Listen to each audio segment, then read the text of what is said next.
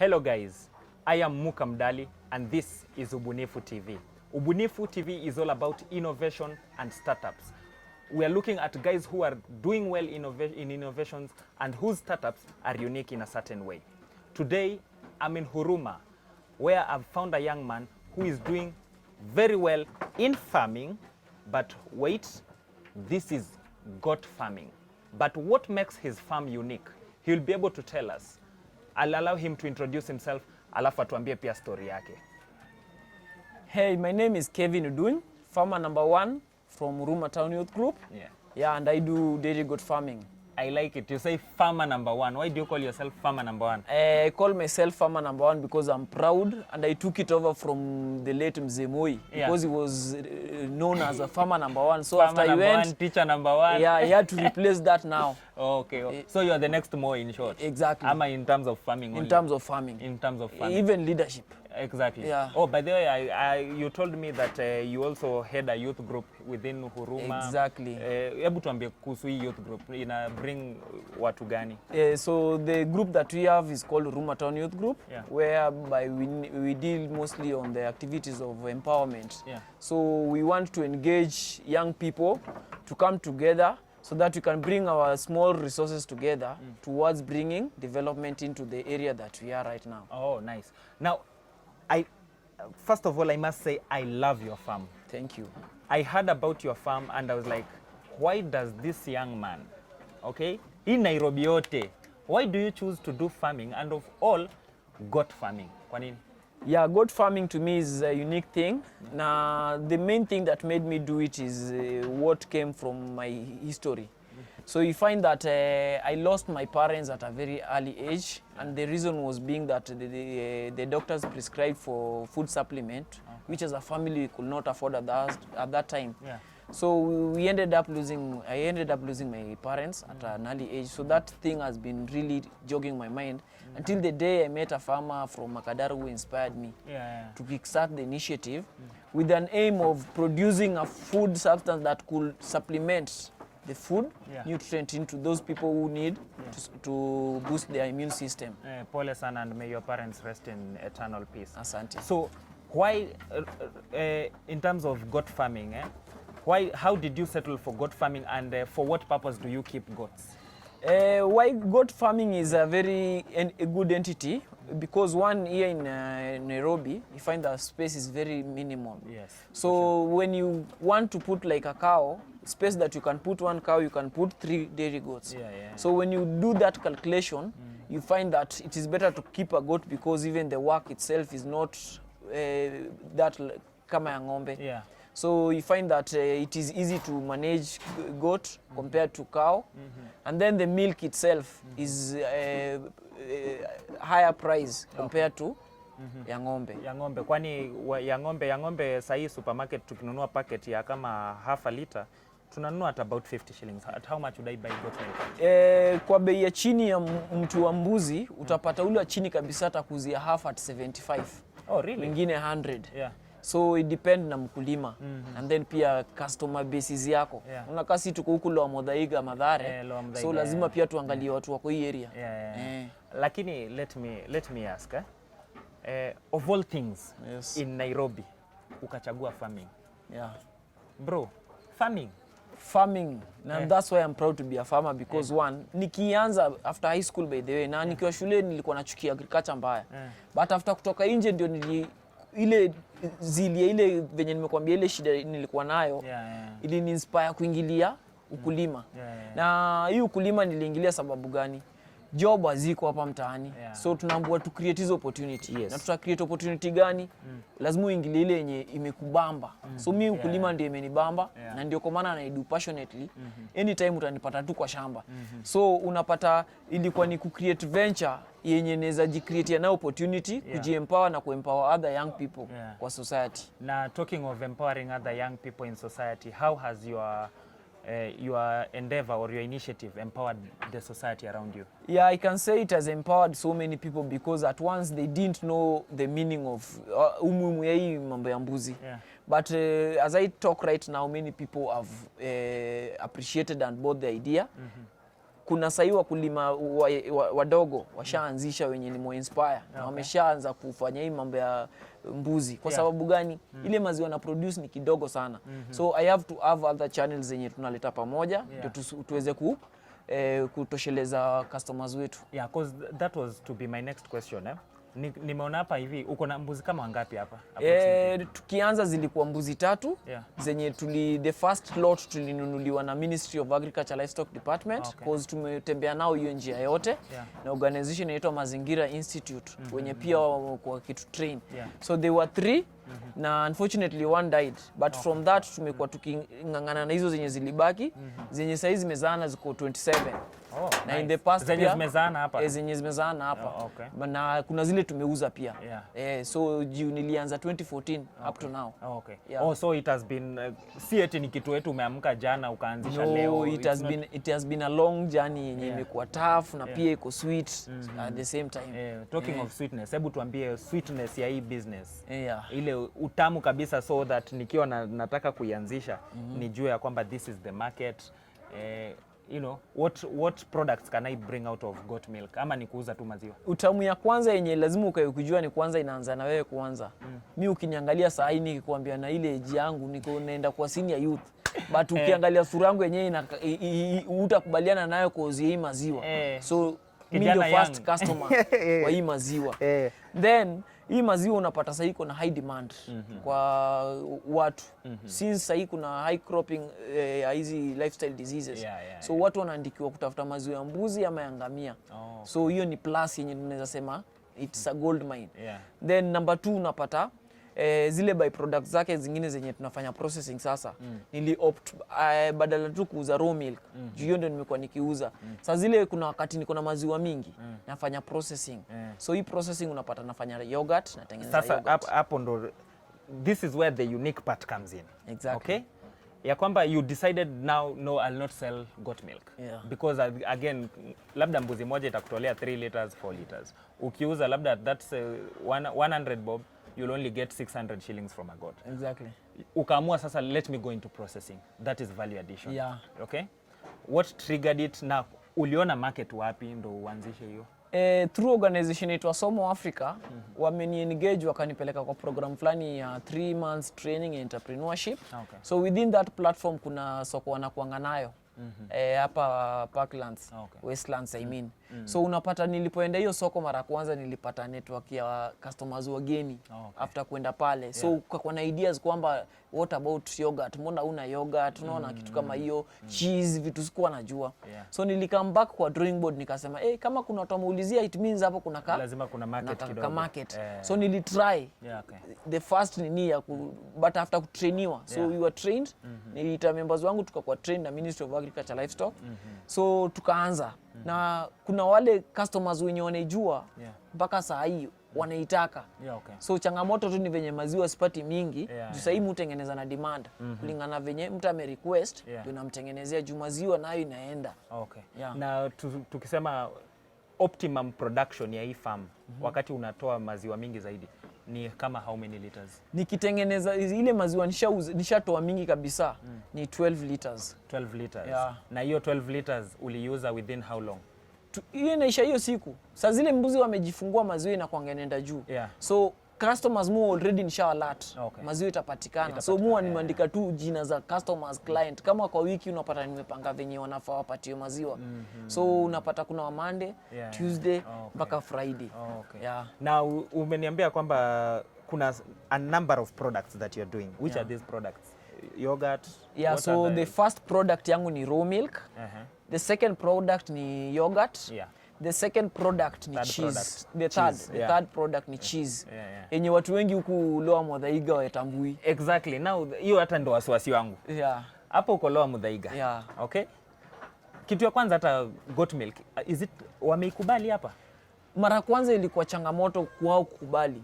But nilihave kuenda extra mile mpaka kutengeneza kufanya mambo ya field day. Through organization tuna organize field day, watu wanakuja, tunapika chai ya mbuzi ya maziwa na hizo sample. So people taste. wanaonja. So the first time walikuwa wanaona ai yak atinanuka, but venye wali have a taste wakasikia kumbe inakuanga tu notion kwamba inanuka. Exactly. Harufu inakujanga handling na usafi. Only that. But sasa hiyo wameibuy the idea. So majority of the people ni around hapa ndo wanakuja kubuy at the farm gate. Na hata maziwa it's fine. Alafu uko na products kama cheese. Okay? Cheese hapa unauzia nani? So cheese ama market yako iko wapi? Exactly. Venye nilimention kuna hiyo organization tuwasomo walini link kwa Westlands, mali wanakuanga na soko. So soko yangu sana sana ya cheese inakuanga on a demand. Whereby mtu ana request, but sana sana ni huko Westlands, Loresho, Parklands. So hao ndio wanatambua cheese ni nini na wanaitaka by the but sana sana wanataka natural lile jewekwa ma flavors. So sasa hivi watu wako cautious on what they are taking. Na anataka kuja kuona venye inatengenezwa. So unapata mtu anakuja na angalia, unampeleka through yenyewe, anaona yenyewe venye inatengenezwa. Cause shortcut mimi sipendi. Exactly. And sasa kuna hiyo story ya kwamba they want it natural, and of course lazima hii product yako ikuwe consistent. Ya kwamba jana ili test hivi, kesho leo lazima itest hivi. Yani ina test the same. How do you make sure ya kwamba it's the same test? Ya kwamba you do not compromise on quality throughout, vitu kama hizo una make sure aje? So hiyo inaingiana na feeding. So feeding yangu sana sana nahakikishanga chakula nikitoka kwa soko lazima ni sort. Lazima ikuwe sorted every day. That ni kazi ngumu, but I have to do it because mbuzi hafai kukula kitu mbaya. The moment atakula kitu mbaya ama too much of something, maziwa pia itafanya nini? Itaonyesha tu hapo taste ya maziwa. So lazima najua venye na balance hizo food ratios nikiziwekea. Kuna hay pia nanunua yenye pia mu supplement nayo, kuna dairy meal yenye pia naweka. So feeding ndio key sana kwa wanyama. And then pia nimepanda mwarubaini, kuna dhara pia nimepanda huko juu kwa tins na space ndogo yenye iko. So hizo zote ni za ku supplement. So mwarubaini inaingilia kama herbs sasa. So hizo leaves zake sasa ni kama una treat. Exactly. So herbs. That's why unasikia inaitwa kama medicinal.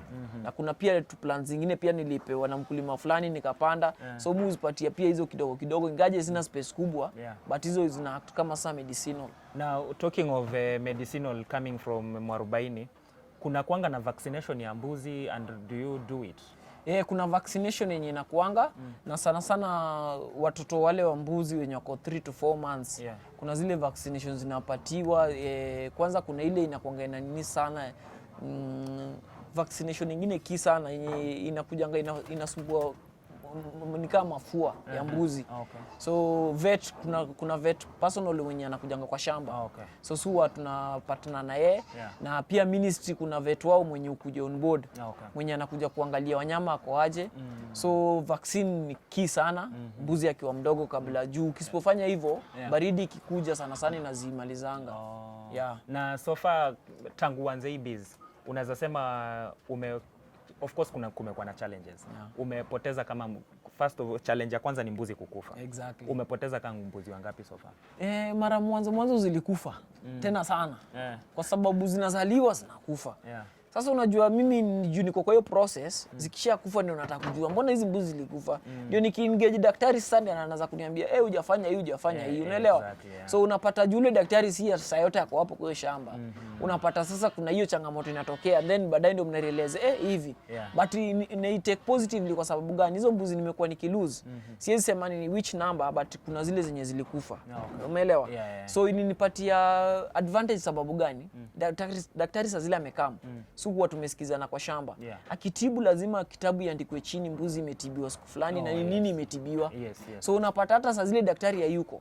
Tunapitia tu through kitabu tunaangalia. Exactly. So hata tunaweza mpatia first aid sisi wenyewe kabla daktari akuje.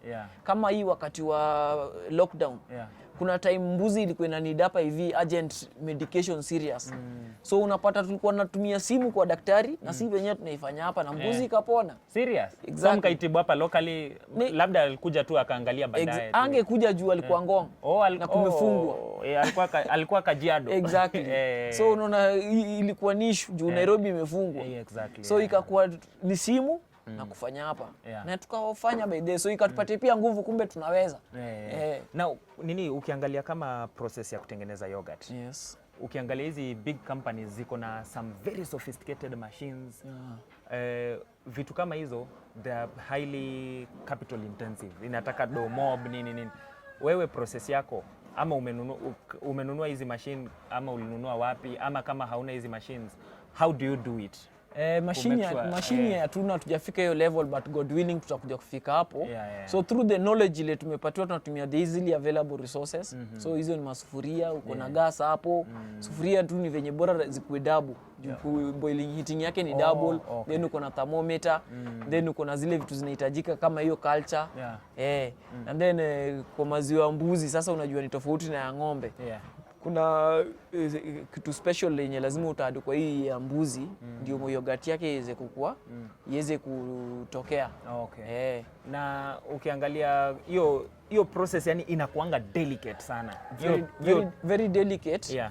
But mara kwanza inaweza kuchanganya juu kuna level 1 2, kwanza hapo kuangalia temperatures. Juu kuna temperatures lazima ucheze nazo.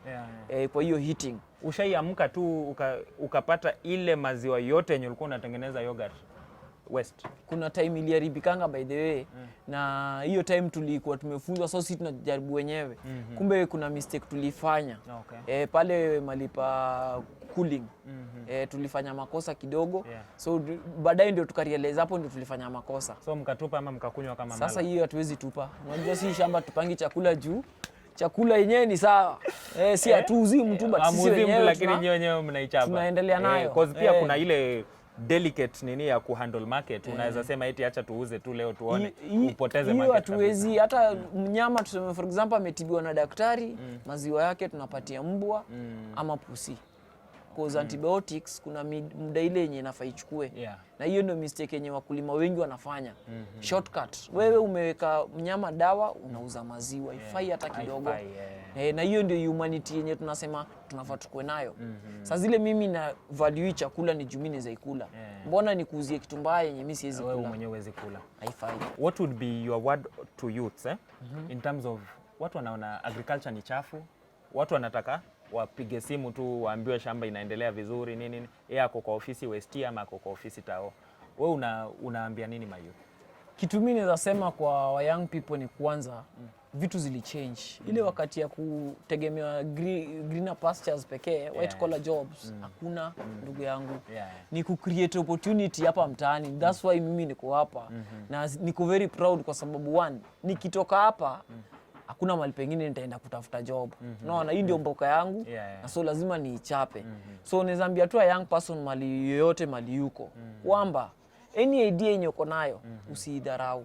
Hiyo idea I put into course as long as uifanye venye inatakikana. Then do proper research ya kuweza kujua kwamba you are doing it according to venye inatakikana. Usikimbie tu kufanya juu watu wanafanya. So with the agribusiness I can assure young people that as much as it aleta pap, but bora uko na consistency na uko na passion, utapata reward ndani yake. Cause growth ikuji tu mara moja. Lakini sasa vile wewe unashikashika hizi mbuzi, ukienda Tao unukangi mbuzi? Hiyo ni kawaida. Unanuka bebe. Na ndio niko proud kwa unajiita mkulima. Sababu za zile unasikia hiyo unakwambia tu mimi ni mnyama. Na unaona saa zingine muka na wanyama by the way, unaweza fikira tunabonga. Hao wanyama wako more peaceful na ni kama wako na humanity kushinda binadamu.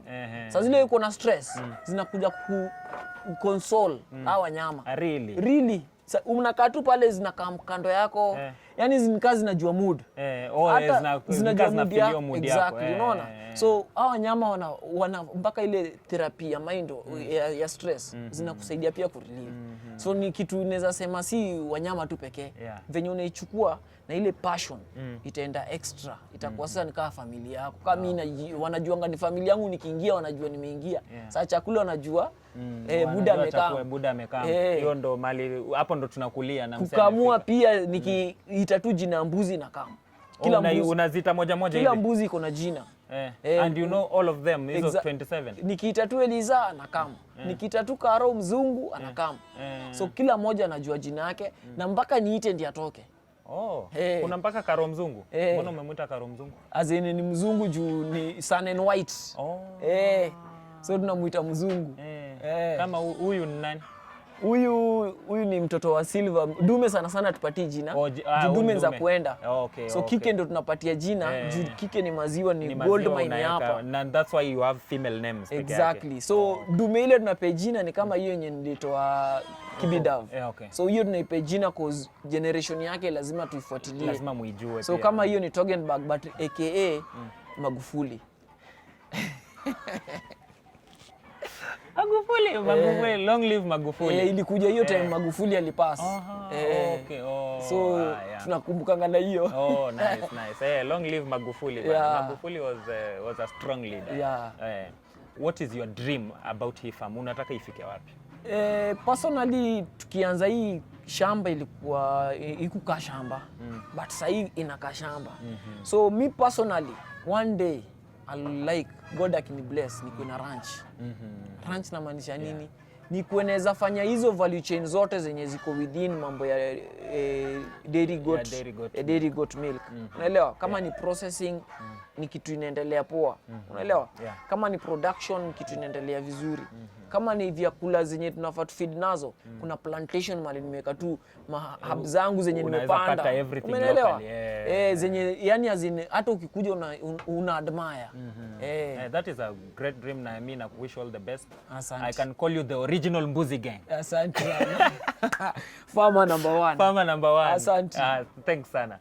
This has been Kelvin, who is I can say a unique goat farmer here in Nairobi, producing milk, yogurt, cheese here in Nairobi. And personally, I call him farmer number one or the original Mbuzi gang. As we wind up, please don't forget to subscribe, share, and comment on our videos.